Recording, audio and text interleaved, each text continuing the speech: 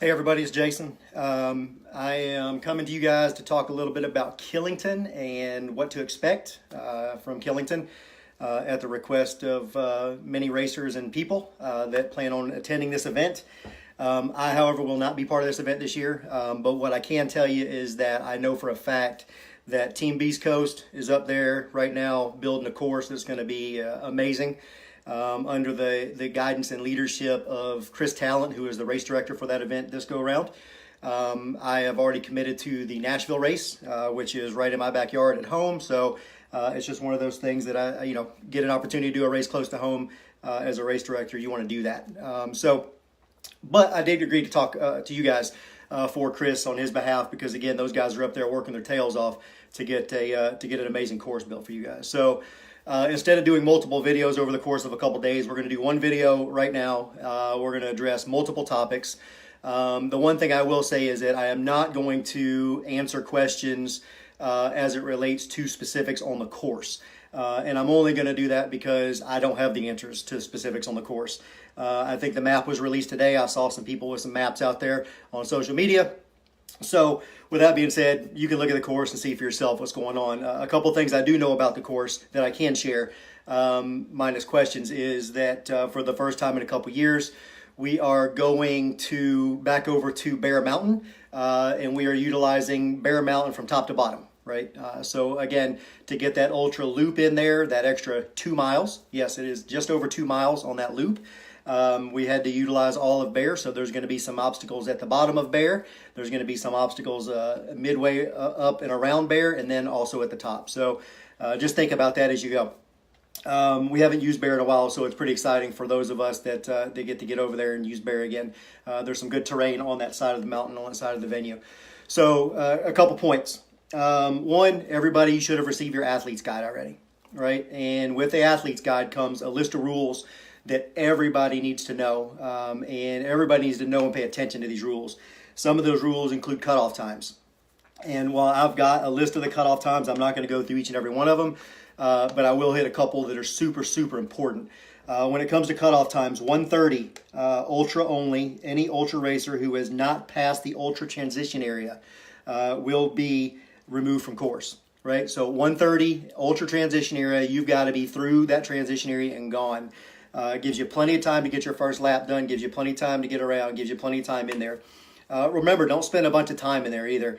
I think a lot of the veteran ultra racers that do this event on an annual basis will tell you, or at any ultra event that we do, the longer you spend in transition area, the more comfortable you get in the transition area, the more relaxed you get in the transition area. It only makes it harder to get back out there and to build up that momentum again.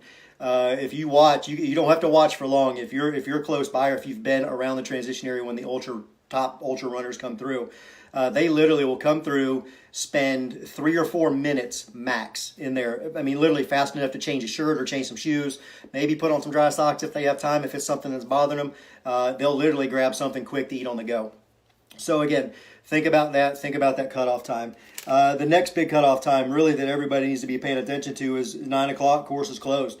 And then 6:30, any racer who has not passed Twister by this time will be removed from course. So 6:30 Twister, 9 o'clock is course closed, right? So plan your day accordingly. Plan your time in transition area. Plan the speed at which you want to run at. Plan your per mile rate that you want to keep up and that you can figure that you can make it through this with.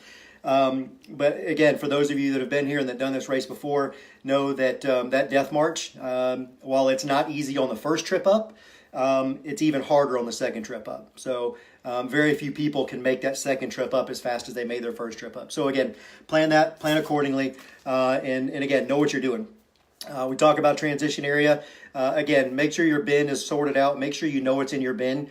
I kind of get a kick out of just kind of, trolling Facebook on some of these Ultra Beast and Ultra pages, looking at people's different bins that they're bringing and what they think is sufficient. I tell everybody, and again, I urge everybody to help me remind everybody else, especially the newcomers that haven't done this before. You're not going on a vacation, right? You're not prepping for a 70-hour or a week-long endurance event. You're going to be out there for a day, right? You know what you need to survive. You know what nutrition you've used. You know what you trained with. That's what should be in your bin, right? You don't need a bunch of everything else in this bin. You don't need 3 changes of clothes. You don't need, 6 different meals, MRE style meals in there. Go with what you trained with. Go with what's got you to this point, and trust that that's going to get you through this event. That's the big thing. Ultra bins, while we're not super strict on policing this when we get there, just because it's a time killer for us to try to do. We rely on everybody to make sure that your bin is not, again, 120 liter suitcase or roll around duffel bag full of stuff to bring in. Most people use like the 5-gallon buckets you buy at Lowe's, are the kind we use at Bucket Carry.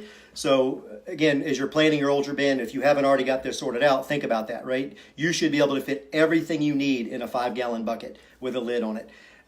Identifying it. The big thing that I see, especially from people that aren't familiar with running ultras where you use a transition area, is the fact that they can't locate their bucket when they come into the transition area, right?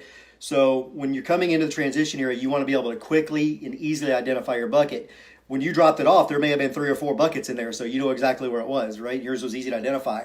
But what you didn't realize, and what you realize the next morning when you come up for race day and when you get to the start line, is there's 800 buckets in there, and now it's not so easily identifiable. So there's a lot of people that have posted a lot of different things out there to show identifiers, marks. Everybody's got their own little thing that they want to do.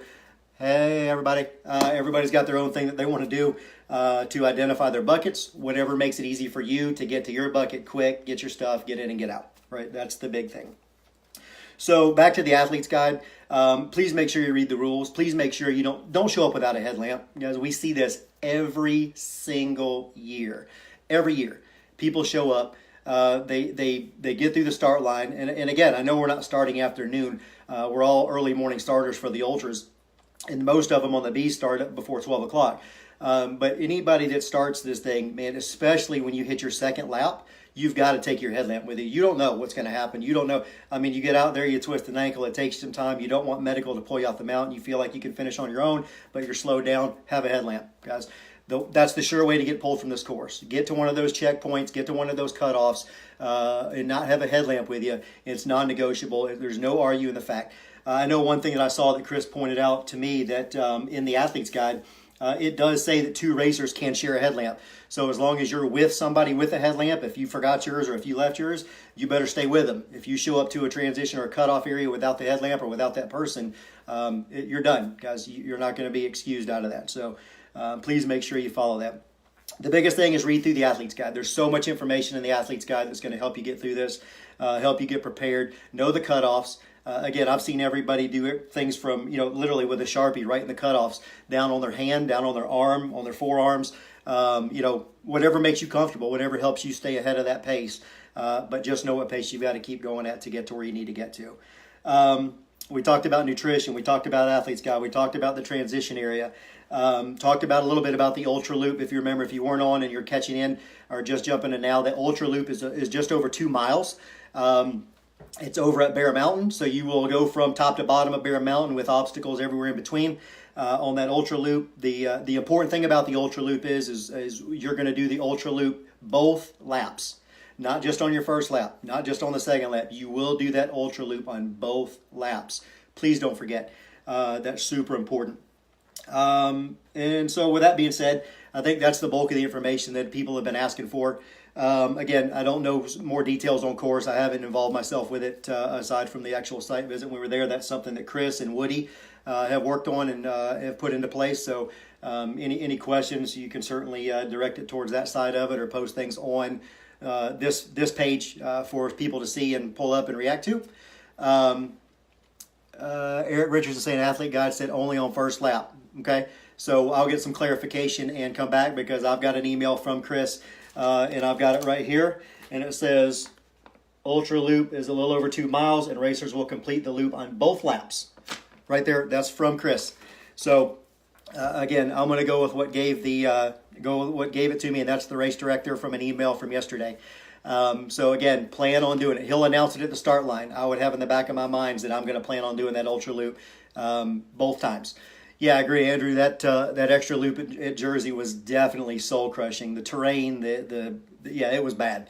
I know with Woody and myself, we were marking that part of that course, and it was just like, man, it was miserable to mark.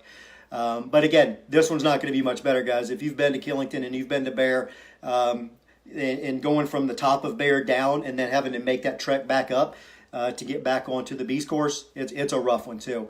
No, Jacqueline, everybody's not going to die. They may think they are, but they're not. Again, aside from that, remember, again, the team that's there, they've been working out there trying to get a race together for you guys. It's going to be epic. Make sure you're thanking them, making sure you're thanking the volunteers that are out there making this thing possible for you guys. Yeah, Eric said he'll have his headphones on and won't hear instructions at the start. So we'll be getting Eric off the course early because he won't be paying attention and he'll cut that second lap. So, but again, thank the volunteers that are out there, guys. They've been out there with the team all week working, and they're going to be out there on race days working long days for you guys. I wish I was going to be there to hang out with you guys and share in this punishment that you guys are going to have. But again, I've already committed to the Nashville race, which is right here in my backyard. So that's just part of what we do, and making decisions as we make them to do the races that we feel like we need to be part of. Any questions, please throw them out there. Mitch Conway asked, when's the map coming? I've seen people posting the map on social media already today. So somebody's got it out there. There's posts with it out there showing it. So again, yeah, Andrew, good point. Ultra on your left. And this isn't something that I've seen at Killington the last couple of years being an issue, or at Jersey being an issue. Not a big issue. But guys, make sure when you're running, especially on that second lap or even first lap, when you're tangled up in some traffic, make sure that everybody knows you can yell ultra on your left. And most of those racers have gotten pretty accustomed to stepping aside and moving out of the way and giving you a lane at obstacles and stuff like that. So it doesn't have to slow you down, right? But again, just think about that as you're going. You'll hear people doing it. Hey, Justin, how's it going, buddy? Other than that, guys, that's really all I've got. You know, if you've got questions, again, feel free. You can hit me up on my Facebook page or on this page. I know there's a couple other pages out there, Spartan, Ultra Beast Worldwide. Those guys are awesome about answering questions and helping people get through this. I know Neil Murphy does a great job at answering questions for you guys. TJ does a great job at answering questions on pages for you guys, trying to keep everybody motivated, prepared, and aware of what's going on. But ultimately, you know where you're at from a training standpoint. You know where you're at from a nutrition standpoint. So don't change anything that you've done up to this point just for the weekend. Don't let anything scare you into doing something different. So with that being said, if you got questions, don't hesitate. Reach out. I'll be here to answer questions for you guys. Again, I don't know specifics on course distances and stuff like that all the way to the end. But again, I didn't have anything to do with that part of it up to this point. It may have changed since I had any involvement. So again, those are things you'll have to direct to once you get on site to get more specific details of the course. So, all right, guys, with that being said, I'm done. If you've got questions, reach out to me. Don't hesitate. And for those of you that are going, have a blast. Get out there and crush that mountain this year. And if anybody that's on here that's not going to Killington, feel free to join us down here in Nashville for a Honor Series event south of Nashville. See ya.